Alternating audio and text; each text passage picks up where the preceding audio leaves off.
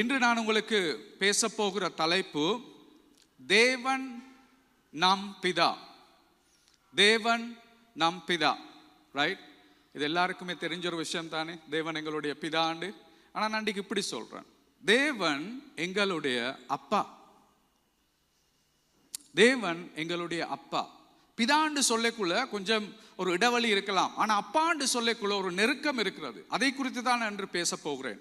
எங்களுக்கு மிகவும் ஃபெமிலியர், மிகவும் பரிச்சயமான ஒரு ஒரு ஒரு சங்கீதம் 103, ரைட்? நாங்கள் கனப்பேர் சில வேளை ஆராதனை முடியக்குள்ள சொல்லுற வார்த்தைகள் இதில் இருக்குது. அந்த சங்கீதம் 103 முதல் 18 வசனங்கள், அதாவது 18 வசனங்களை நாங்கள் வாசித்து நாங்கள் ஆண்டோட வார்த்தைக்குள் இன்று கடந்து செல்வோம். சங்கீதம் 103 1 18 நாங்கள் வாசிக்க கேட்போம் இப்பொழுது. என் ஆத்துமாவே கர்த்தரை ஸ்தோத்திரி, என் முழு உள்ளமே அவருடைய பரிசுத்த நாமத்தை ஸ்தோத்திரி. என் ஆத்துமாவே கர்த்தரை ஸ்தோத்திரி, அவர் செய்த சகல உபகாரங்களையும் மறவாதே.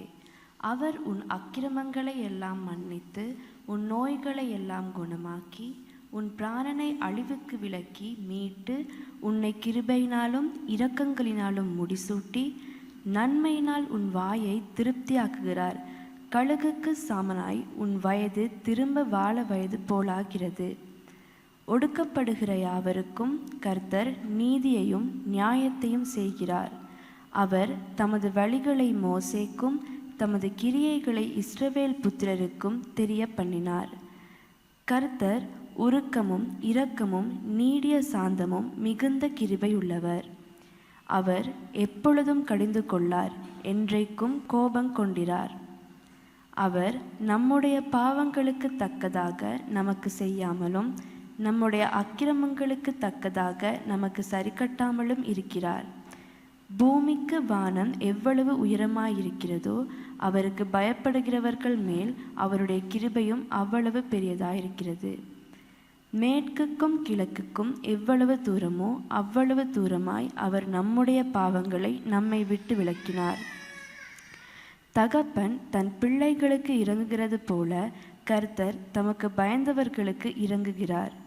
நம்முடைய உருவம் இன்னதென்று அவர் அறிவார், நாம் மண்ணென்று நினைவு கூறுகிறார். மனுஷனுடைய நாட்கள் புல்லுக்கு ஒப்பாயிருக்கிறது, வெளியின் புஷ்பத்தை போல் பூசுகிறான்.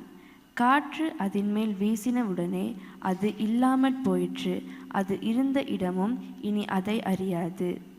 கர்த்தருடைய கிருபையோ அவருக்கு பயந்தவர்கள் மேலும் அவருடைய நீதி அவர்கள் பிள்ளைகளுடைய பிள்ளைகள் மேலும் அனாதியாய் என்றென்றைக்கும் உள்ளது. அவருடைய உடன்படிக்கையை கைக்கொண்டு அவருடைய கட்டளைகளின்படி செய்ய நினைக்கிறவர்கள் மேலேயே உள்ளது. நாங்கள் ஜெபிப்போம். அன்பின் ஆண்டவரே, இந்த காலை நேரத்துக்காக உங்களுக்கு மீண்டும் நன்றி செலுத்துகிறோம். அப்பா, விசேஷமாக இந்த நேரத்தில் தேவன் நீங்கள் எங்களுடைய அப்பா, நீங்கள் எங்களுடைய அப்பா என்ற சத்தியம் எங்கள் தலைகளில் மாத்திரம் இல்லாமல் அது எங்கள் வாழ்க்கையில் ஆண்டவரே ஒரு அனுபவமாக மாற வேண்டும். நாங்கள் ஜெபிக்கிறோம் இந்த காலை நேரத்தில். இன்னுமே உங்களை எங்களுடைய அப்பாவென்று நாங்கள் இன்னும் அந்த உறவுக்குள் வராமல் வாழ்ந்து கொண்டிருக்கிறோம். எங்களுக்கு உதவி செய்யுங்க. விசேஷமா இந்த நேரத்தில் அந்த சத்தியத்தை எங்கள் இருதயத்துக்கு கொண்டு வந்து உங்களோடு ஒரு நெருக்கமான பாசமுள்ள ஒரு உறவுக்கு வருவதற்கு சபைக்கு உதவி செய்யுங்க இந்த காலை நேரத்தில். இயேசுவின் நாமத்தில் ஜெபிக்கிறேன், ஆமேன், ஆமேன். இந்த சங்கீதத்தில் இன்றைக்கு நான் உங்களுக்கு முக்கியமா என்னுடைய நோக்கம் வந்து 13ஆம் வசனத்துக்கு செல்லுகிறது. 13ஆம் வசனம் சொல்லுகிறது, தகப்பன் தன் பிள்ளைகளுக்கு இறங்குவது போல, தகப்பன் தன் பிள்ளைகளுக்கு இறங்குகிறது போல கர்த்தர் தமக்கு பயந்தவர்களுக்கு இறங்குகிறார். இது ஒரு மிகவும் அழகான ஒரு ஒப்புக்காட்டாக இருக்கிறது. ஒரு தகப்பன் தன் பிள்ளைகளுக்கு இறங்குவது போல கர்த்தர் தமக்கு பயந்தவர், அதாவது கர்த்தர் எங்களுடைய தகப்பன். கர்த்தர் ஒரு தகப்பன் போல் எங்களோடு ஒரு உறவை வைத்திருக்கிறார். அவர் எங்களோடு உறவு கொண்டிருக்கிறார். ஒரு தகப்பன் ஒரு பிள்ளைக்கு எவ்வாறு உறவு இருக்கிறதோ அவ்வாறான உறவு எங்களுக்குள்ளும் இருக்கிறது என்பதுதான் இந்த வார்த்தையினூடாக எங்களுக்கு கூறப்படுகிறது. தேவ வார்த்தையை நாங்கள் எடுத்து பார்க்கும் பொழுது அதில் பல சத்தியங்கள் இருந்தாலும் எங்களுக்கு கிறிஸ்தவர்கள் என்ற விதத்தில் நாங்கள் பிடித்து கொள்ள வேண்டிய சத்தியங்கள் 1, 2, 3 இருக்கும் ஆக கூடனா, ரைட்? பிடித்து கொள்ள வேண்டிய சத்தியங்கள், முக்கியமான சத்தியங்கள். அந்த சத்தியங்களில் ஒரு சத்தியம்தான் தேவன் நம்முடைய தகப்பன், தேவன் எங்களுடைய அப்பா. இந்த சத்தியம் எல்லா கிறிஸ்தவர்களும் மிக தெளிவாக பிடித்து கொள்ள வேண்டிய ஒரு விஷயம். ஆனால் எனக்கு விளங்கின ஒரு விஷயம் என்னவென்றால், எத்தனை வருடம் கிறிஸ்தவர்களாக இருந்தாலும் இன்னுமே மிகப்பெரிய தொகையான மக்களுக்கு தேவனுடைய அப்பா என்ற ஸ்தானத்தை அவர்கள் இன்னுமே அனுபவிப்பது இல்லை. இன்னுமே தேவன் அப்பா என்ற ஸ்தானத்திலிருந்து தேவனோடு கொடுக்கல் வாங்கல் செய்வதற்கு அவர்கள் இன்னும் வரவில்லை. உங்களிடம் நான் கேட்டேன் என்றால், தேவன் உங்களுடைய தகப்பனான்னு கேட்டா நீங்கள் எல்லாம் சொல்லுங்க, ஓ பாஸ்டர், இந்த தகப்பன் தேவன் தான் என்று சொல்லுவீர்கள். ஆனால் தகப்பனை நீங்கள் அனுபவித்திருக்கிறீர்களா? அப்பாவோடு உங்களுக்கு ஒரு உறவு இருக்கிறதா? உங்கள் ஜெப நேரங்கள் ஒரு அப்பாவுக்கு நீங்கள் பேசுகிற நேரம் போல் உங்களுக்கு உணர்கிறீர்களா? அல்லாட்டி இன்று நீங்கள் ஜெபம் செய்வது, ஜெபம் செய்யாட்டி என்ற வாழ்க்கையில எல்லா பிழைச்சிருமே என்றதுக்காக நீங்க ஜெபத்துக்கு போறீங்களா? தேவ வாசனம் வாசிப்பது நீங்க வாசிக்கிறது ஒரு கடமைக்காகவா? சபைக்கு வருவது ஒரு கடமைக்காகவா?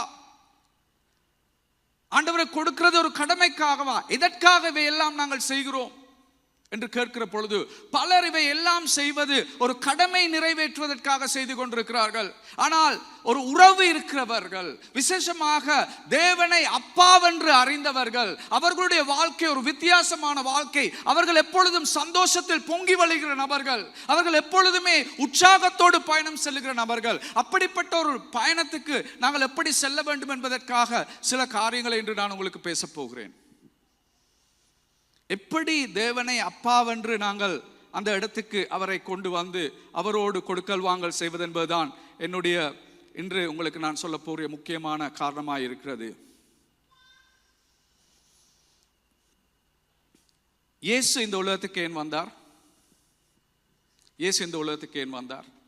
மிக சுலபமாக, மிக இலகுவாக அதற்கு ஒரு அர்த்தம் கொடுக்கிறேன்டா. கலாத்தியர் 4ஆம் அதிகாரம் 4ஆம் வசனம் 5ஆம் வசனம் இப்படி சொல்லுது, நாம் புத்திர சுகாரத்தை அடையும்படி நியாய பிரமாணத்துக்கு கீழ்ப்பட்டவர்களை மீட்டுக் கொள்வதற்காக காலம் நிறைவேறின போது இஸ்ரீடத்திற்கு பிறந்து நியாய பிரமாணத்துக்கு கீழானவராகிய தம்முடைய குமாரனை தேவன் அனுப்பினார்.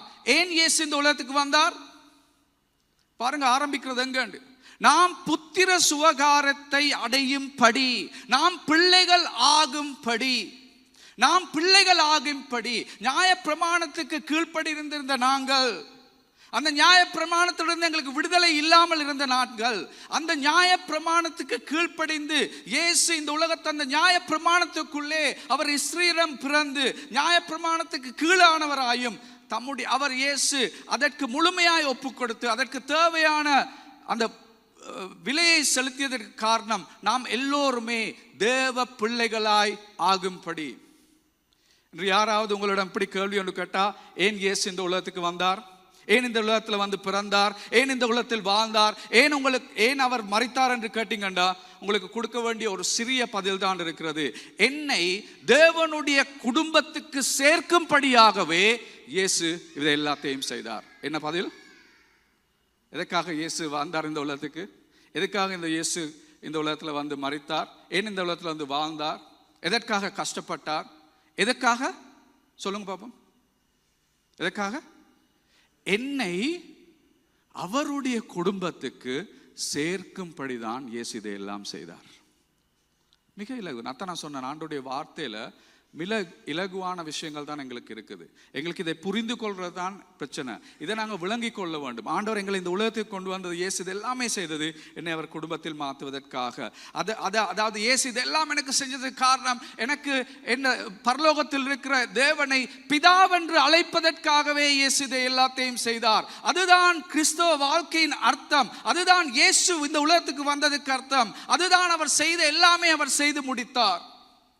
அதனால் எங்களுக்கு நாங்கள் பிதாவை ஆண்டவரை பிதாவென்று அழைப்பதில்லை, அது அப்பாவென்று சொல்லுவதை எங்களுக்கு மிகவும் இலகுவாக எடுத்துக்கொள்ள முடியாது.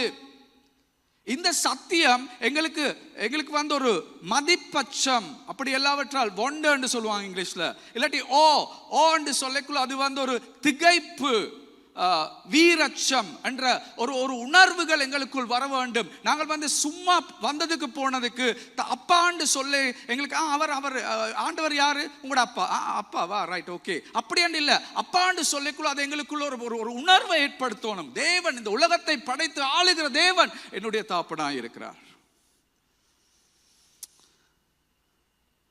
இன்றைக்கு நான் உங்களிடம் கேட்கிற கேள்வி இதுதான். இந்த தேவன் உங்களுடைய அப்பாக இருப்பதன் அர்த்தம் என்ன? What it means for God to be your father. இந்த தேவன் உங்களுடைய அப்பாவாக இருப்பதன் அர்த்தம் என்ன? அதான் நான் உங்களுடன் கேட்கிறேன். ரைட், தேவன் நம் தந்தையாக இருப்பதின் பொருள் என்ன? இன்னொரு விதத்தில் கேட்டேன்டா 5 காரியங்கள் உங்களுக்கு நான் சொல்ல போறேன். ரைட், 5 காரியங்கள். முதலாவது வந்து தேவன் தந்தையாக இருப்பது என்பது உடன்படிக்கையின் வாழ்க்கையை வாழ்வதாகும். தேவன் தந்தையாக இருப்பது என்பதன் அர்த்தம் உடன்படிக்கையின் வாழ்க்கையை வாழ்வதாகும். இந்த உலகத்தில் இருக்கிற எல்லாரும் தேவனுடைய பிள்ளைகளா? யாராவது கேட்டா என்ன சொல்லுவீங்க? இந்த உலகத்தில் இருக்கிற படைக்கப்பட்ட எல்லோருமே தேவனின் பிள்ளைகளா? ஆமா இல்லையா? சொல்லுங்க பயப்படாம. ஆம், ரைட். அது காரணம் என்னன்னு நான் சொல்றேன். ஒரு தகப்பன் என்று சொல்லும் பொழுது தகப்பனுக்கு கொடுக்கப்பட்ட வரைவிலக்கணத்தை நாங்கள் எடுத்து பார்த்தா அதுல 2 முக்கியமான காரியங்கள் இருக்கிறது. முதலாவது காரியம் தான், ஒரு தகப்பன் என்று சொல்லும் பொழுது அவர் ஒன்றை உருவாக்குகிறவர். ஒரு தகப்பன் என்று சொன்னா, அப்பா என்று சொல்லும் பொழுது அவரின் ஊடாகத்தான் ஒரு உயிர் உருவாக்கப்படுகிறது. அவர் ஒரு உயிரை உருவாக்குவதன் நிமித்தம் அவர் ஒரு தகப்பனாக மாறுகிறார். இதுதான் முதலாவது அர்த்தம். முதலாவது அர்த்தம் இதா இருக்கிறது. இரண்டாவது அம்சத்தை நாங்கள் எடுத்து பார்த்தால் அது வந்து உறவை கொண்டிருப்பது, பராமரிப்பை கொண்டிருப்பது. அது இரண்டாவது அர்த்தமாக இருக்கிறது. முதல்ல ஒரு தகப்பன் என்றா ஒரு ஒன்றை உருவாக்குற நபர், இரண்டாவது வந்து உறவு, பராமரிப்பு. இந்த ரெண்டுமே ஒரு தகப்பன் என்று சொல்லக்குள்ள அடங்க வேண்டும். அப்படி என்ன இந்த உலகத்தில் இருக்கிற எல்லாருமே தேவனுடைய பிள்ளைகள் என்று கேட்டீங்கண்டா, முதலாவது வரவிலக்கணத்தின் படி உருவாக்கினவர் தகப்பன் என்று சொல்றது படி ஆம், தேவனால் எல்லாருமே உருவாக்கப்பட்டதனால் அவர்கள் வந்து தகப்பன் என்று தேவனை கூறலாம். ஆனால் உண்மையான தகப்பன் என்று சொல்லக்குள்ள உருவாக்கினவர் மட்டுமல்ல. உங்களுக்கு சில வேளை நீங்க படங்கள்ல பார்த்திருப்பீங்க, இப்படி ஒரு டயலாக் பார்த்திருப்பீங்க.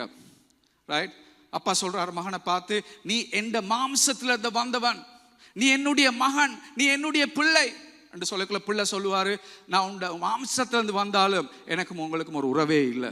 நீங்க என்ன கவனிக்கல, நீங்க என்ன பாதுகாத்து கொள்ளல, நீங்க என்னோட இருக்கல, என் தேவைகளை சந்திக்கல, என் உணர்வுகளோடு நீங்க ஒரு நாளுமே பேசப்படல, நீங்க ஒரு நாளுமே என்னோட கதைச்சு என்னோட உறவு கொள்ளல, அதனால நீங்க என்னுடைய தாப்பன் இல்லை.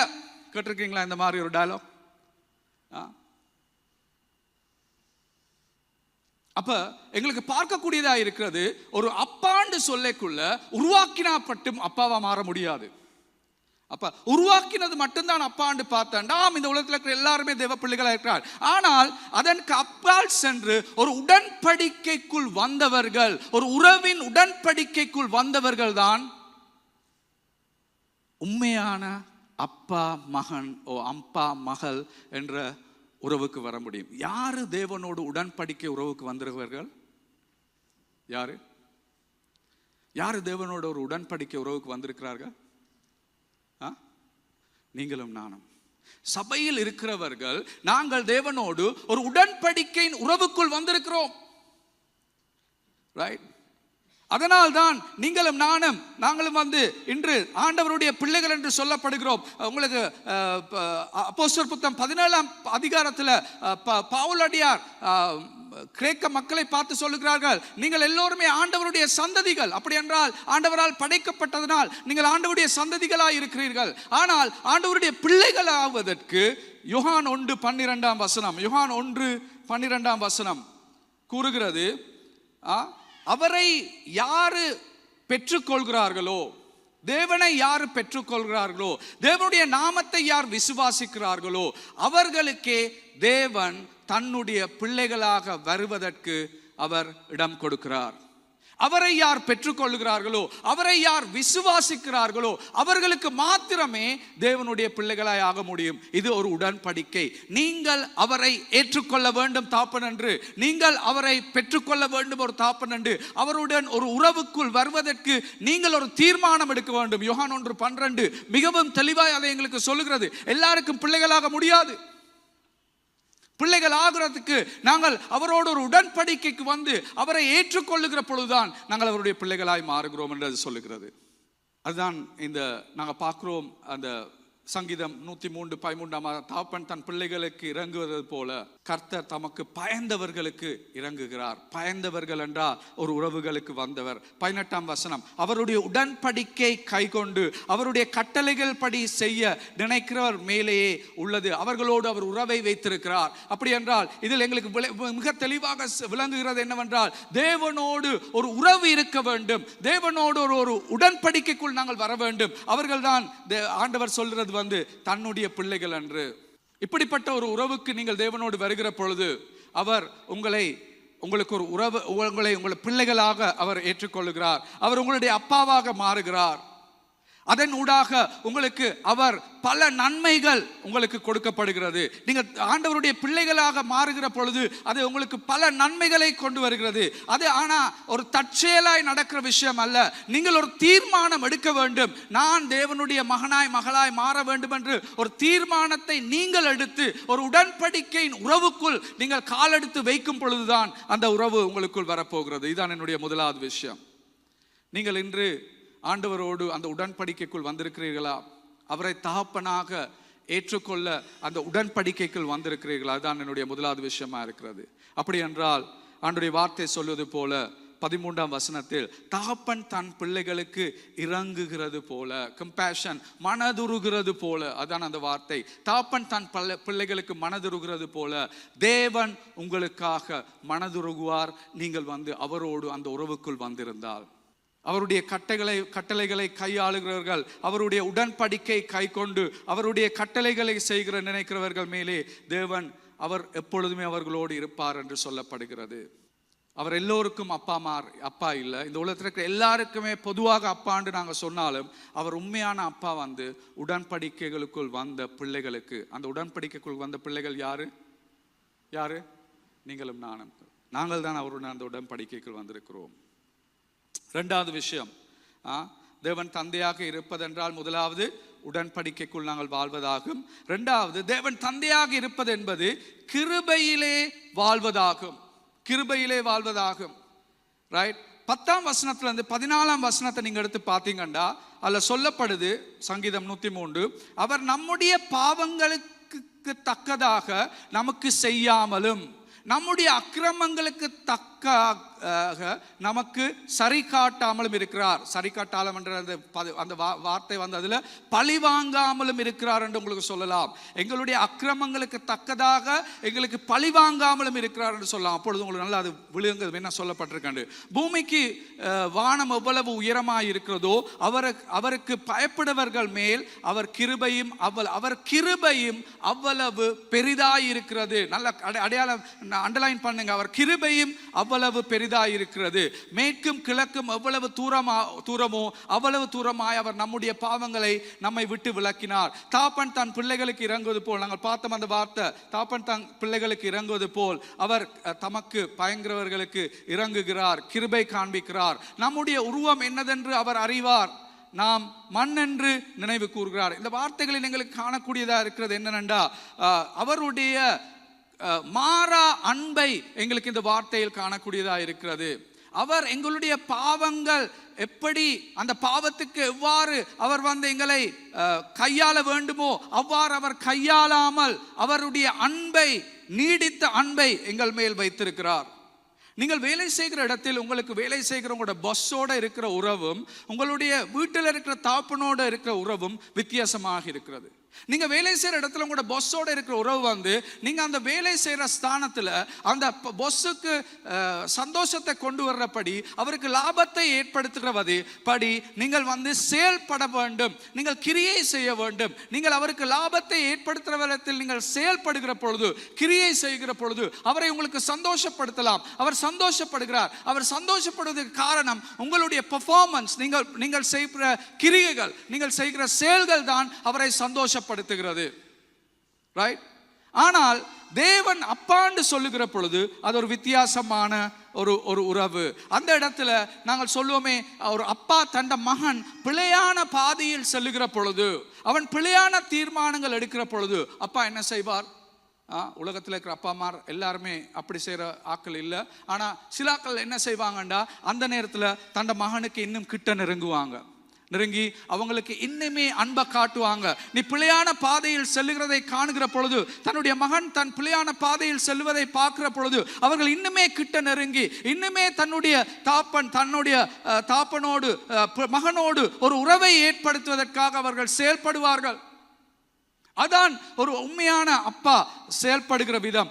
ஆனால் ஒரு ஆஃபீஸில் ஒரு பாஸ் செயல்படுறது வந்து நீங்கள் நல்லா, அதாவது நீங்கள் நல்ல லாபத்தை கொண்டு வருகிறீங்கடா, நல்லா செயல்படுகிறீங்கடா, உங்களுக்கு அன்பு செலுத்துவாங்க. அதே மாதிரி உங்களோட கிரியைகள், நீங்கள் செயல்பாடுகள், நீங்கள் செய்கிற அந்த வேலை குறைகிற பொழுது, அவருக்கு லாபம் ஏற்படுகிற விதத்தில் நீங்கள் செய்கிற பொழுது அவர் உங்களை விரட்டி விட்டுருவார். அதான் ஒரு ஆஃபீஸில் ஒரு பாஸ் செயல்படுற விதம். மிகப்பெரிய வித்தியாசம் இருக்குது ஒரு பாஸுக்கும் ஒரு அப்பாவுக்கும். அதான் அந்த உறவில் இருக்கிற வித்தியாசம். ஆண்டவருக்கு எங்களுக்கு 2 விதத்தில் அவரோடு உறவு கொள்ளலாம். ஒன்று வந்து அவரோடு ஒரு பொஸ்ஸாக எங்களுக்கு ஒரு உறவை வச்சு கொள்ளலாம். பல கிறிஸ்தவர்கள் அவரை பொஸ்ஸாக தான் கருதிட்டு இருக்கிறாங்க. ஆனால் இல்லாட்டி ஒரு அப்பாவாக நீங்கள் உறவு கொள்ளலாம். ஒரு பொஸ்ஸா அவரோட உறவு கொண்டிருந்தீங்கண்டா, அப்ப நீங்கள் எல்லாமே நீங்க சரியா செய்யும் பொழுது ஆண்டவர் உங்களை ஆசீர்வதிக்கிற நினைவு உங்களுக்கு இருக்கலாம். ஆனால் நீங்கள் பிழை விடுகிற நேரங்களில் ஆண்டவர் உங்களை பழி வாங்குறார் என்று நீங்க நினைக்கலாம். அதுதான் பொஸ்ஸோடு இருக்கிற உறவு. நீங்கள் எல்லாம் சரியா செய்கிற பொழுது ஆண்டவர் எனக்கு ஆசீர்வதிக்கிறார், அவருடைய ஆசீர்வாதம் என்ற வாழ்க்கையில் இருக்குது. ஆனால் உங்களோட நீங்க பாவங்களை செய்கிற பொழுது, உங்கள் வாழ்க்கையில் பிழையை செய்கிற பொழுது, நீங்க ஆண்டவரின் பாதையை விட்டு வெளியே செல்லுகிற பொழுது ஆண்டவர் இப்ப என்ன தண்டிச்சுட்டு இருக்கிறார், என்ன இப்ப பழி வாங்கிட்டு இருக்கிறார், அவர் இப்ப என்ன கைவிட்டுட்டாரு. அது யாரு? அப்பாவா? அது யாரு? அது பாஸ். யோசிச்சு பாருங்க, நீங்க ஆண்டவரோட உறவு எப்படி வச்சிருக்கீங்க? உங்களோட சிந்தனையில ஆண்டவர் பாஸா அப்பாவா? யோசிச்சு பாருங்க. இதான் நான் சொன்னேன், பலர் ரெண்டுமே ஆண்டவரோடு அந்த அப்பா என்ற உண்மையான அர்த்தத்தோடு அந்த இடத்துக்கு அவங்க இன்னும் வரையல. ஆனா நீங்க அவர் அப்பாவென்று காண்பீங்கண்டா, உங்களுடைய பாவங்கள் நீங்கள் செய்து கொண்டிருக்கும் பொழுது, நீங்கள் அவருக்கு எதிராய் செயல்பட்டு கொண்டிருக்கும் பொழுது, நீங்கள் அவருக்கு உங்களுடைய பிழைகளை செய்து கொண்டிருக்கும் பொழுதும் அவருடைய அன்பு என்னை விட்டு மாறாது என்ற நம்பிக்கையோடு நீங்கள் அவரோடு இருந்து கொண்டிருப்பீர்கள். இப்போ யோசிச்சு பாருங்க, நீங்க ஆண்டவரை பாஸா காண்றீங்களா, அப்பாவை காண்றீங்களா? இது ஒரு மிகவும் சுவாரஸ்யமான அழகான விஷயம். கொஞ்சம் யோசிச்சு பாருங்க. இயேசுவிடம் சீசர்கள் வந்து கேட்குறாங்க, நாங்கள் எவ்வாறு ஜபிக்க வேண்டும், எங்களுக்கு ஜபிக்க கட்டுத்தாங்க. இயேசு சீசர்களுக்கு ஜபிக்க ஆரம்பிக்க எப்படி சொன்னார்? பரலோகத்தில் இருக்கும் என்னுடைய பரிசுத்த தேவனே, பரலோகத்தில் இருக்கும் என்னுடைய நீதிபதியே, பரலோகத்தில் இருக்கும் என் ராஜாவே, அப்படியா சொன்னாரு? என்ன சொன்னாரு? பரலோகத்தில் இருக்கும். பாருங்க, இயேசுவிடம் அவருடைய சீசர்கள் கேட்கும் பொழுது, நாங்கள் எப்படி ஜெபிக்க வேண்டும் என்று கேட்கும் பொழுது அவர் சொன்னது, பரலோகத்தில் இருக்கும் எங்கள் பிதாவே. எங்களோட தேவன் பரிசுத்தரா இல்லையா? எங்களோட தேவன் ராஜாவா இல்லையா? எங்களோட தேவன் நீதிபதியா இல்லையா? இது எல்லாமே அவருக்கு இருக்கும் பொழுது அவரை இயேசு சொல்லுகிறார், நீ அப்பாவென்று அழையுங்கள். வேறொரு விதம் அழைக்க வேண்டாம், அப்பாவென்று அழையுங்கள். நான் உங்களுக்கு ஒரு உதாரணத்தை சொல்றேன். எங்கள் நாட்டில் ஜனாதிபதியை சந்திக்க வேண்டுமெண்டா உங்களுக்கு இன்றைக்கு நீங்கள் போய் சந்திக்கலாமா? முடியாது.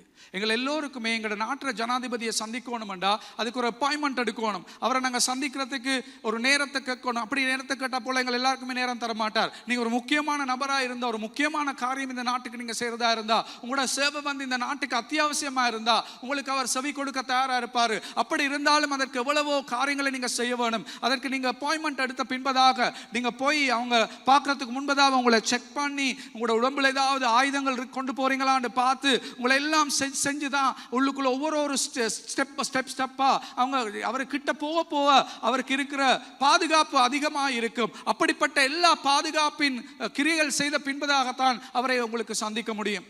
அதே ஜனாதிபதி அவருடைய 2 பிள்ளைகள் இருக்கிறார்கள் என்று சொல்லுங்களேன். அந்த 2 பிள்ளைகள் தாங்கள் ஜனாதிபதியை போய் சந்திக்கணும் என்று சொன்னா அவங்களும் அப்படியே தான் செய்வாங்களா? அவங்களுக்கும் அப்பாயின்மெண்ட் போட்டு பார்த்துட்டு இருக்கணுமா? அவங்களுக்கும் வந்து பாடி செக் பண்ணுவாங்களா? அவங்களையும் பார்ப்பாங்களா ஆயுதங்கள் கொண்டு போறாங்களான்னு? ஜனாதிபதி ராத்திரி அவருடைய பிள்ளையும் மனைவிகளோடு நித்திரை கொண்டிருக்கிற நேரத்தில் ஜனாதிபதி சில வேலை சொல்லலாம், அந்த நித்திரை கொண்டிருக்குள்ள மனைவி சில வேலை எழுப்பி சொல்லலாம், எனக்கு தண்ணி கொஞ்சம் தாகமாக இருக்கு, ஏழுமண்டத்தை ஒரு தண்ணி கோப்பையை கொண்டு வந்து தாங்கன்னு அவர்கிட்ட ஜனாதிபதி கேட்கலாம். அவர் சொல்லலாம், என் தலையில் எவ்வளவோ பிரச்சனைகள் இருக்குது, நாட்டை குறித்து நான் எவ்வளோ யோசிச்சுட்டு இருக்கிறேன், கொஞ்சம் எழும்பி போய் தண்ணி எடுத்து குடிங்கம்மா என்று மனைவிக்கு சொல்லலாம். அதே நேரத்தில் அப்பா தண்ணி என்று கேட்டாண்டா என்ன சொல்வார் ஜனாதிபதி? எல்லாத்தையும் விட்டுட்டு எழும்பி போய் தண்ணியை கொண்டு வந்து மகனுக்கு பிள்ளை கொடுப்பாரு. வித்தியாசம் விளங்குதா உங்களுக்கு? உங்களோட தகப்பன் நீதிமான், உங்களோட தகப்பன் நியாயம் தீர்க்கிற நீதிமான், உங்களோட தகப்பன் வந்து ஒரு ஜட்ஜ், உங்களோட தகப்பன் ஒரு ராஜா.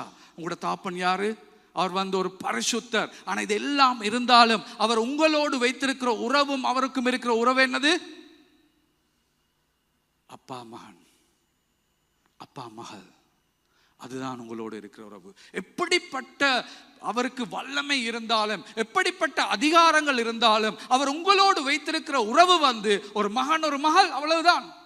அந்த உறவோடு தான் அவர் உங்களை பார்க்கிறார். அந்த உறவு ஒரு நாள் மாறாது.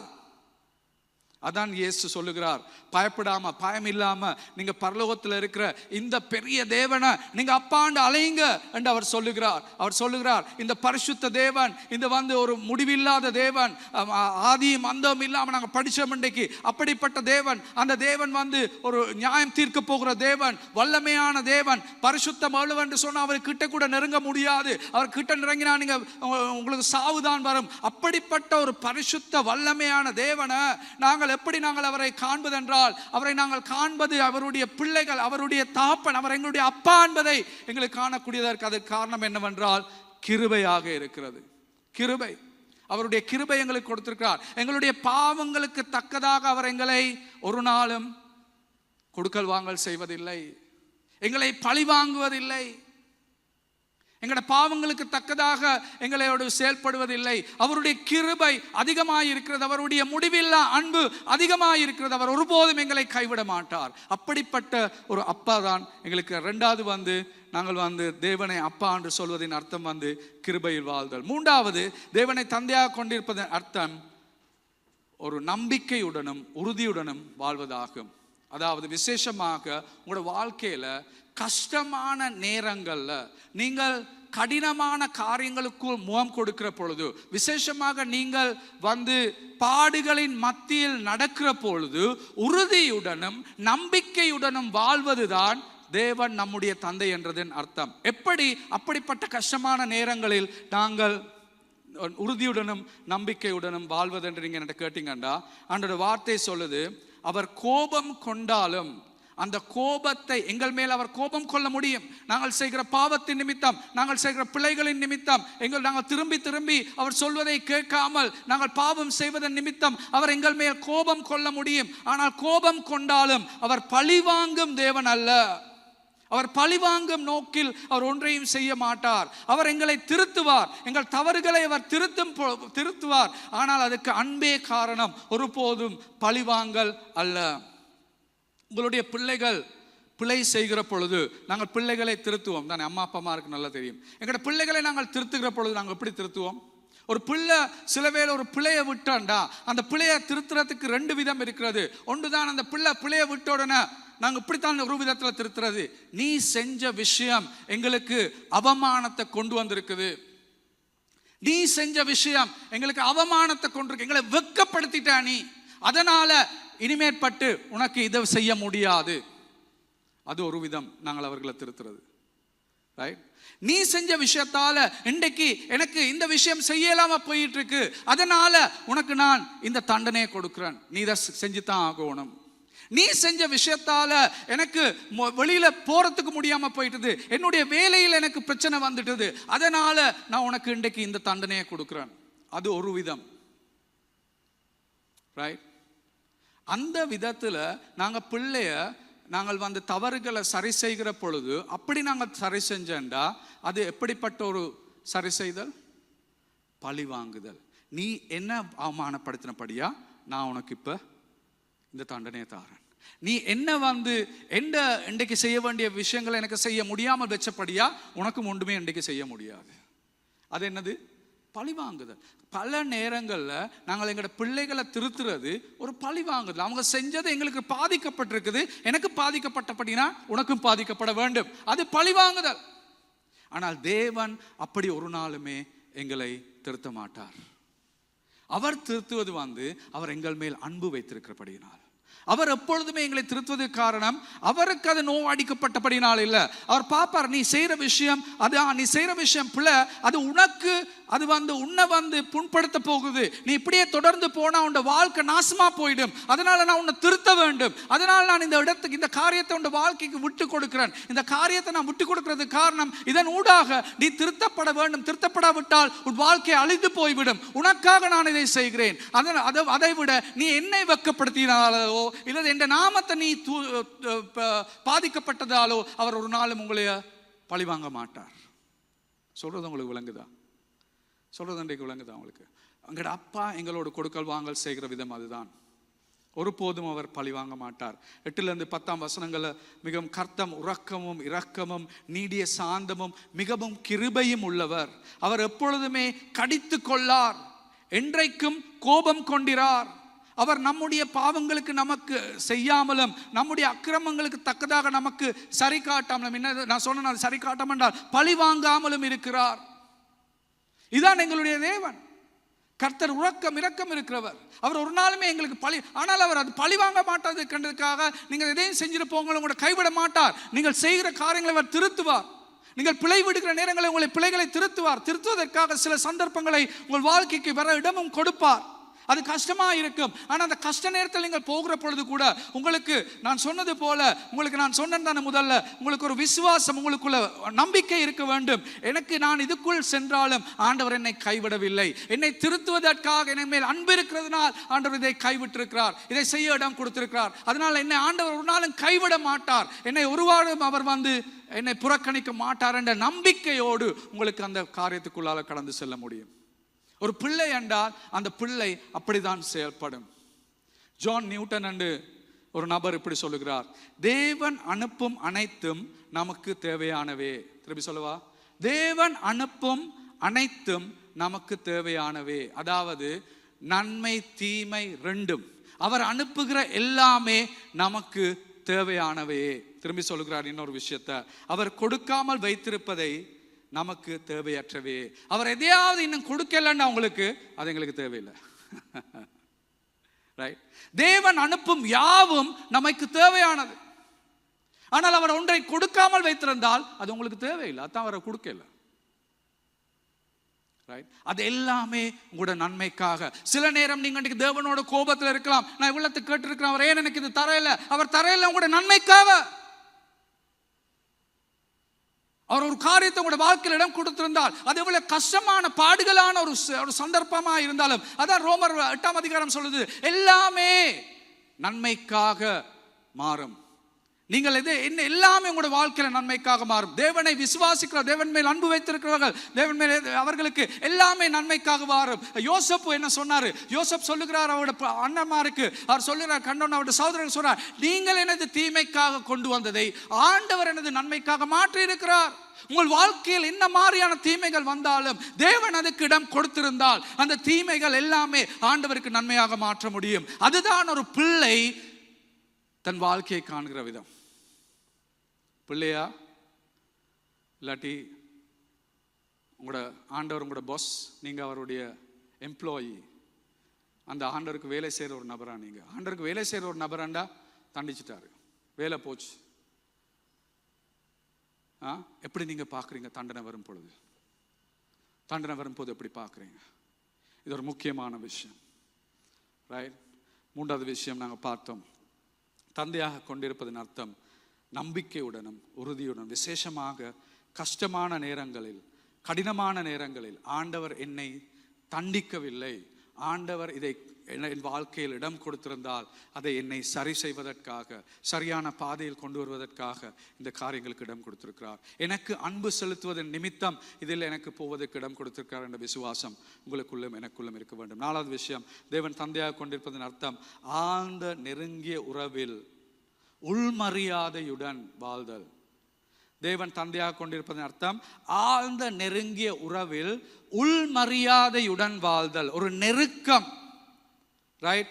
இந்த இடத்துல உங்களுக்கு அந்த 13ஆம் வசனத்தை எடுத்து பார்த்து, தாப்பன் தன் பிள்ளைகள் மேல் இறங்குறது போலன்னு சொன்னா அது இங்கிலீஷ்ல கம்பேஷன், மனதுருகுவது போல தேவன் எம்மேல் மனதுருகிறார். இந்த மனதுருகிற என்ற வார்த்தை, இந்த சொல்லின் ஈப்ரு சொல், இந்த மனதுருகிற என்ற ஈப்ரு சொல்லின் அர்த்தம் ஒரு நெருக்கமான உணர்ச்சி பூர்வமான தொடர்பு, ஒரு நெருக்கமான உணர்ச்சி பூர்வமான தொடர்பு. தேவன் உங்களை அழைக்கிறார், உங்களுடைய அப்பா உங்களை அழைக்கிறார், தேவன் என்று சொல்லுகிற பரிசுத்த அந்த ராஜா உங்களை அழைக்கிறார். ஒரு நெருக்கமான உணர்வு பூர்வமான ஒரு உறவுக்கு உங்களையும் என்னையும் அழைத்து கொண்டிருக்கிறார். உங்களுக்கு தெரியும், ஒரு பெற்றோர்கள் என்ற விதத்தில் நாங்கள் எங்களுக்கு இருக்கிற அனுபவம் என்னண்டா, எங்களோட சின்ன குழந்தைகளாக இருக்கும் பொழுது அந்த பிள்ளைகள் அழுகிற பொழுது உடனே அவர்கள் தேவைகளை நாங்கள் சந்திப்போம், உடனே அவர்களை தூக்குவோம், அவங்களை சாப்பாடு கொடுப்போம், அவர்களை அணைத்து கொள்வோம், அவர்களுக்கு முத்தம் கொடுப்போம். அந்த சிறு குழந்தையாக இருக்கும் பொழுது நாங்கள் அவர்களை அதிகமாக அவர்களுக்கு கரசனை காட்டி அவர்களை பாதுகாத்து பார்த்து கொள்வது ஒரு பெற்றோர்களுக்கு ஒரு சாதாரண விஷயம். அவர்கள் எப்பொழுதுமே அவர்களுடைய அந்த பிள்ளையின் தோளும் எங்களுடைய தோளும் எப்பொழுதுமே இடைப்பட்டு கொண்டிருக்கும். அவர்கள் எங்களோடு மிக நெருக்கமாக அவர்களை நாங்கள் வைத்து கொண்டிருப்போம், ரைட்? ஆனால் அவர்கள் வளர்ந்து வருகிற பொழுது அது கொஞ்சம் கொஞ்சமா தூரமா போகும் தானே? ஆனால் அப்படி தூரமா போனாலும் அந்த நெருக்க தேவை இல்லாமல் போகாது. அந்த தன்னுடைய பிள்ளையோடு நெருக்கமாக இருக்கணும் என்று ஒரு பெற்றோட இருதயத்தில் அந்த தேவை இல்லாமல் போகாது. அந்த பிள்ளையை நாங்கள் தேவையான நேரத்தில் அரவணைக்க வேண்டும், அவர்கள் சொல்றதை நாங்கள் கேட்க வேண்டும், அவர்களோடு நாங்கள் சம்பாஷணை செய்ய வேண்டும் என்ற தேவை இல்லாமல் போகாது. அதுதான் உண்மையான பெற்றோர்கள் இருக்கிற விஷயம். அது இந்த உலகத்தில் இருக்கிற எல்லா பெற்றோர்களும் இல்லாவிட்டாலும் சில அப்படி பெற்றோர்களும் இருந்தாலும் நான் நினைக்கிற விஷயம் என்னென்றா, அப்படி ஒரு பெற்றோருக்கு தேவையா இருந்தால் உங்களுடைய பரலோகத்து பிதா எவ்வளவு அதிகமாய், எத்தனை மடங்கு அதிகமாய் ஆசைப்படுகிறார் உங்களோடு அப்படிப்பட்ட ஒரு உறவை வைத்துக் கொள்வதற்காக. யோசிச்சு பாருங்க. ஒரு சாதாரண இந்த உலகத்தில் இருக்கிற பெற்றோரே தன் பிள்ளைக்கு கிட்ட போய் இருக்கணும். எவ்வளவு தூரம் இருந்தாலும் பிள்ளை தூரம் இருக்க அவங்களுக்கு கஷ்டமா இருக்கும் இருதயத்தில். ஐயோ இந்த கிழமை நான் அவரை பார்க்கல, எப்படியாவது நான் பார்க்கணும், அந்த தேவை இருக்கும். அந்த பிள்ளையோட நெருக்கமாக இருக்கணும்ன்ற ஒரு தேவை இருக்கும். அப்படி உங்களுக்குள்ள இருக்கக்குள்ளே எத்தனை மடங்கு அதிகமாக உங்களோட பரலோகத்து அப்பாவுக்கு உங்களோட நெருக்கமாக இருக்க வேண்டிய ஒரு ஆசை இருக்க வேண்டிய யோசிச்சு பாருங்க, ஒரு தேவை இருக்குன்னு யோசிச்சு பாருங்க. ஆண்டவர் இருதயத்தில் மிகப்பெரிய தேவை உங்களோடு மிக நெருக்கமாக அவர் இருக்க வேண்டும் என்பதுதான். ஆண்டவரின் இருதயத்தின் மிகப்பெரிய தேவை உணர்வு பூர்வமாக உங்களோடு மிக நெருக்கமாக இருக்க வேண்டியதுதான். அதான் அவருடைய தேவையா இருக்கிறது. ரோமர் 8ஆம் அதிகாரம் 15-16 இப்படி சொல்லுது. ரோமர் 8:15-16 வாசிங்க தங்கச்சி. அந்தபடி திரும்பவும் பயப்படுகிறதற்கு நீங்கள் அடிமைத்தனத்தின் ஆவியை பெறாமல் அப்பா பிதாவே என்று கூப்பிட பண்ணுகிற புத்திர சுவிகாரத்தின் ஆவியை பெற்றீர்கள். நாம் தேவனுடைய பிள்ளைகளாய் இருக்கிறோம் என்று ஆவியானவர் தாமே நம்முடைய ஆவியுடனே கூட சாட்சி கொடுக்கிறார். 15ஆம் வசனம் திரும்பி போங்க. அந்தபடி திரும்பவும் பயப்படுவதற்கு நீங்கள் அடிமைத்தனத்தின் ஆவியை பெறாமல், அடிமைத்தனத்தின் ஆவியை பெறாமல், அடிமையா இருக்கிறீங்களா? அடிமைத்தனத்தில் ஆவியோடு வாழ்ந்து கொண்டிருக்கிறீங்களா? அந்தப்படி திரும்பவும் பயப்படுவதற்கு, தேவனுக்கு பயந்து அடிமையாய் வாழ்ந்து கொண்டிருக்கிறீர்களா? அந்தப்படி திரும்பவும் பயப்படுவதற்கு நீங்கள் அடிமைத்தனத்தின் ஆவியை பெறாமல் அப்பா பிதாவே இதில் பாவிக்கப்பட்ட அரபிக் வேர்ட் வந்து அப்பா, ABBA, அப்பா. அப்பான்றது அப்பா, அப்பா, அப்பா பிதாவே என்று, அப்பா பிதாவே என்று கூப்பிட பண்ணுகிற உங்களை, அது அந்த பரிசுத்த ஆவியானவர் உங்களுக்குள்ள வந்து அவர் உங்களை கூப்பிட பண்ணுகிறார். அப்பா பிதாவே என்று கூப்பிட பண்ணுகிற அந்த புத்திர சுவிகாரத்தின், அதாவது பிள்ளை என்ற உரிமையை, மகன் மகள் என்ற உரிமையை நீங்கள் பெற்றிருக்கிறீர்கள். யோசிச்சு பாருங்க, கொஞ்சம் யோசிச்சு பாருங்க. அப்படியாண்டா எங்களோட ஜெப வாழ்க்கை எப்படி இருக்கணும்? உங்களோட அப்பாவோட நீங்க பேசுகிறதுக்கு உங்களுக்கு அது ஒரு ஒழுக்கம் தேவையா? நேற்று பின்னரம் சில வாலிபர்களோடு நான் காய்ச்சி கொண்டிருக்கக்குள்ள அவங்கள்ட்ட நான் கேட்டேன், உங்களுக்கு இருக்கிற பெரிய சவால் என்ன? அவங்க சொன்னாங்க, பாஸ்டர், எங்களுக்கு இருக்கிற பெரிய சவால் வந்து ஆவிக்குரிய ஒழுக்கம். ஜெபிக்க வேண்டிய நேரம், ஆண்டோட வார்த்தை வாசிக்க வேண்டிய நேரத்தில் எங்களுக்கு அதை செய்ய முடியாமல் இருக்குது பாஸ்டர், கஷ்டமாக இருக்குது. அப்போ நான் அவங்கள்ட்ட கேட்டேன். அதில் ஒரு ஆள் வந்து அவர் இப்போ ஒரு தொடர்பில் இருக்கிறார், ஒரு காதல் உறவில் இருக்கிறார். அவர்கிட்ட கேட்டேன் கூட அந்த பேரை சொல்லி கேட்டேன், அவரோட கதைக்கிறதுக்கு உங்களுக்கு ஒழுக்கம் தேவையா? ஒழுக்கம் தேவையா உங்களுக்கு? அவரோட நேரம் செலவழிக்கிறதுக்கு நீங்கள் கேலண்டரில் டைம் போடுவீங்களா? இந்த நேரத்துலேருந்து இந்த நேரம் நான் அவரோட செலவழிக்க போகிறேன்ட்டு. அவரோட செலவழிக்கிறதுக்கு நீங்கள் எப்படியாவது கஷ்டப்பட்டு காலையில் எழும்பி அப்பா எப்படியாவது நான் இன்றைக்கு செய்யணும்னு செய்கிறீங்களா? இல்லை பாஸ்டர், அதெல்லாம் தானாகவே வருது. அவரோட செய்கிறது தானாக வருது தானே? தானாக வருது தானே? ஏன் வருது? காதல். காதல். அப்பாவோடு எங்க அந்த காதல்? அப்பாவோடு எங்க அந்த காதல்? அப்பா என்ற உறவு எங்களுக்கு விளங்கி கொண்டமண்டா, என்னுடைய இந்த பரலோகத்தை படைத்து உருவாக்கி, இந்த பூமியை படைத்து உருவாக்கி எங்களோடு கொடுக்கல் வாங்கல் செய்கிற இந்த மிகப்பெரிய பரிசுத்த தேவன் என்னுடைய அப்பான்றதை நான் எனது இருதயத்துக்குள் இது போயிருந்தால், நான் அவரோடு நேரம் செலவழிக்க எனக்கு ஒழுக்கம் தேவையில்லை. அதை நான் எப்பொழுதுமே எப்ப நான் அந்த இடத்துக்கு போகணும்னு பார்த்துட்டு இருப்பேன். நினைக்கிறேன் 2 நாளைக்கு முதல்ல என்னுடைய மகனோடு நான் ஒரு சம்பாஷணை, ஒரு டைம் ஒன்று எடுத்து அவரோட தனியை கதைச்சேன். கதைக்குள்ள அவருடைய கதைச்சு முடிஞ்ச பிறகு நான் சொன்னேன், மகனே, எந்த அப்பா இப்படி ஒரு நாள் நேரம் எடுத்து என்னோட கதைச்சதில்லை. அவருடைய இருதயத்தில் இருக்கிற விஷயங்கள் நான் ஒரு நாளும் கண்டதில்லை. அவர் எனக்கு சொன்னதும் இல்லை. ஆனா என் ஆசை என்ன தெரியுமா? என் மகனாகிய நீங்கள் என் இருதயத்தை தெரிஞ்சு கொள்ளணும். நான் அவருக்கு சொன்னேன், அவர் கிட்டடியில் ஒரு ப்ரைஸ் ஒன்று எடுத்தார் ஸ்கூலில், எல்லாருலேயும் மிகச்சிறந்த மாணவர் என்று. நான் அவருக்கு சொன்னேன், அது இல்லை எனக்கு சந்தோஷத்தை கொண்டு வர்றது, அது இல்லை எனக்கு பெருமையை கொண்டு வர்றது. எனக்கு நீங்கள் பெருமை கொண்டு வந்த விதம், என்ன ஒரு அப்பாவை நீங்கள் மாற்றிருக்கிறீங்க. அதுதான் எனக்கு பெருமை கொடுக்குற ஒரே விஷயம், வேற ஒன்றும் இல்லை.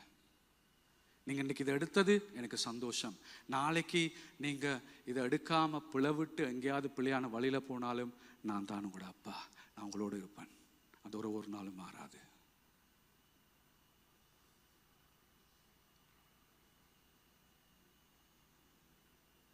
அதுதான் அப்பா மகன், அதுதான் அப்பா மகள் உறவு. அதுதான் தேவன் எங்களோடு உறவு வைத்திருக்கிற விதம். அப்படிப்பட்ட ஒரு உறவுக்கு செல்லுவதற்கு ஒழுக்கம் எங்களுக்கு வேணுமா? அப்படிப்பட்ட ஒரு அன்பை பெற்றுக்கொள்வதற்கு நாங்கள் கஷ்டப்பட்டு போகணுமா? என்ன பிரச்சனை? எங்க பிரச்சனை?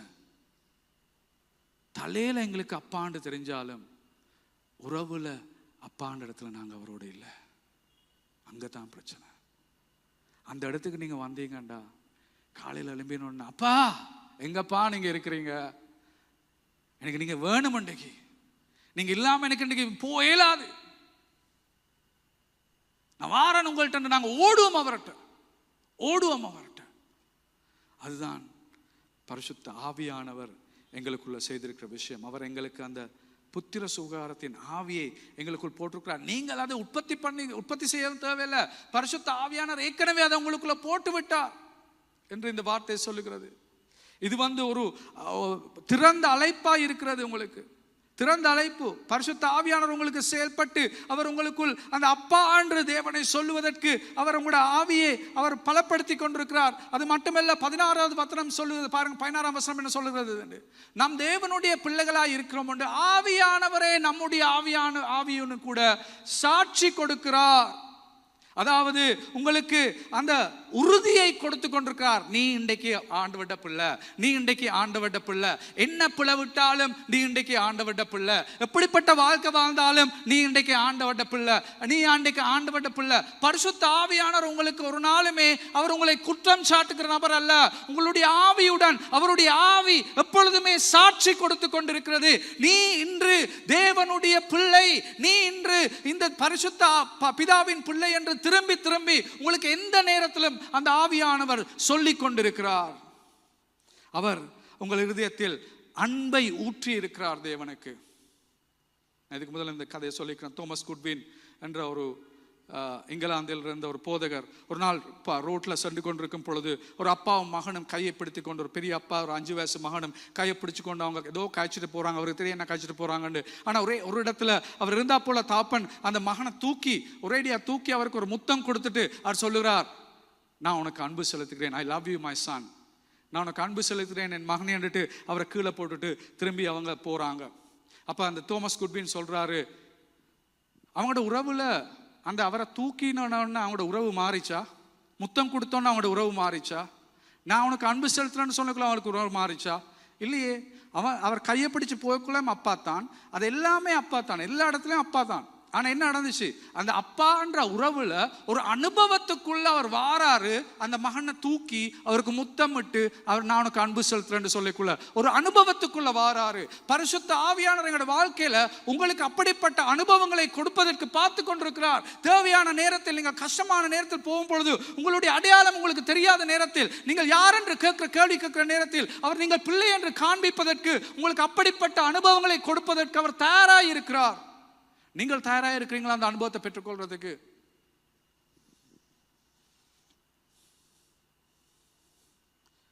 நாலாவது விஷயம் நாங்க பார்த்தோம், உணர்ச்சி பூர்வமாய் தேவன் தந்தையா கொண்டிருப்பதன் அர்த்தம் ஆழ்ந்த நெருங்கிய உறவில் உள் மரியாதையோடு வாழ வேண்டும். கடைசி நான் கேட்கிறேன், வர்ஷிப் டீம் அந்த மோசஸ்க்கு வரும்படி நான் கேட்டுக்கொள்றேன். தேவனை தந்தையாக கொண்டிருப்பதன் அர்த்தம் நன்றியுடனும் மனமார்ந்த மகிழ்ச்சியுடனும் வாழ்வதாகும். நன்றியுடனும் மனமார்ந்த மகிழ்ச்சி. இது நன்றி என்று சொல்லக்குள்ள செய் நன்றி, நன்றி உணர்வு. பாருங்க 14லிருந்து 16ஆம் வசனத்தை பாருங்க என்ன சொல்லுதுண்டு. நம்முடைய உருவம் என்னதென்று அவர் அறிவார், நாம் மண் என்று நினைவு கூறுகிறார்.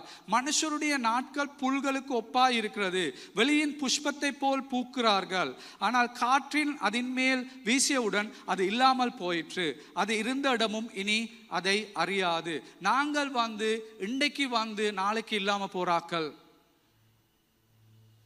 எங்களுக்கு நாங்க ஒரு பெருமதி இருக்கிறார்கள். அப்படியே பார்த்தா ஒரு பெருமதியே இல்லை. ஒரு புல் போல, ஒரு பூ போல இன்றைக்கு நாளைக்கு இல்லாம போயிடுவோம். ஆனா ஆண்டவர் எங்களை படைத்தது புல் பூ போல அழிந்து போவதற்கல்ல. ஏதென்ற தோட்டத்துல ஆண்டவர் அன்றைக்கு எங்களை ஆதாமையும் ஏவாளையும் படைத்தது சகல நாட்களும் வாழ்வதற்காக, மறிப்பதற்காக அல்ல, சகல நாட்களும் வாழ்வதற்காக. ஆனால் நாங்கள் என்ன செய்தோம்? நாங்கள் ஆண்டவர் சொன்னதுக்கு எதிராக, அவருக்கு எதிராக நாங்கள் செயல்பட்டு பாவத்துக்குள் விழுந்து அவரை விட்டு விலகினோம். அவரை விட்டு விலகியதன் நிமித்தம் தான் மரணம் இந்த உலகத்துக்கு வந்தது. அந்த மரணத்தின் நிமித்தம் நாங்கள் அவரோடு விலகப்பட்டு அவரோடு உறவு இல்லாத இடத்துக்கு நாங்கள் வந்தோம்.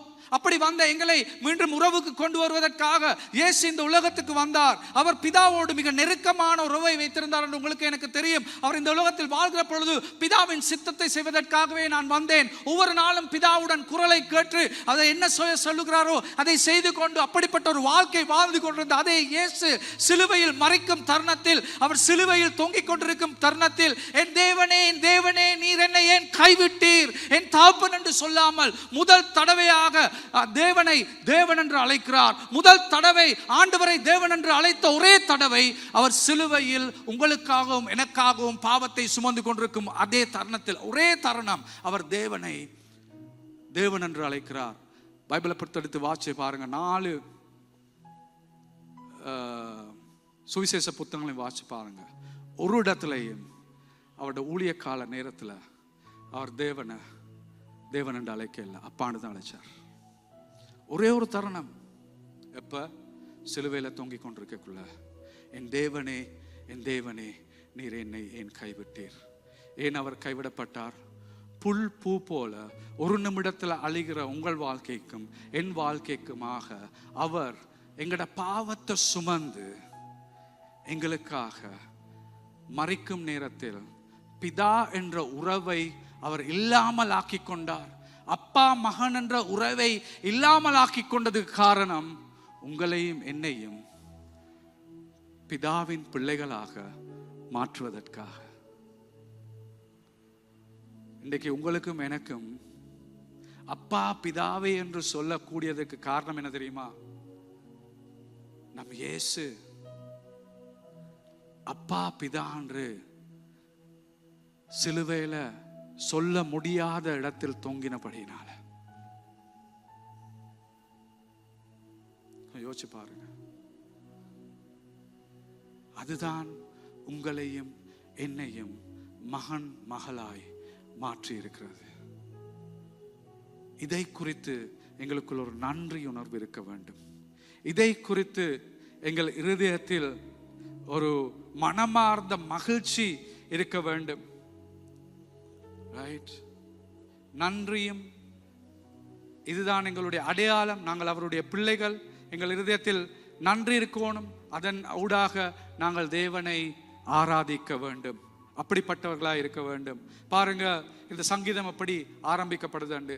எங்களுக்கு சில நேரங்களில் இது எல்லாமே மறந்து போயிடும். ஆண்டவர் செய்த எல்லாத்தையும் நாங்கள் மறந்து போயிடுவோம். அதனால தான் சங்கீதம் இப்படி ஆரம்பிக்கப்படுகிறது.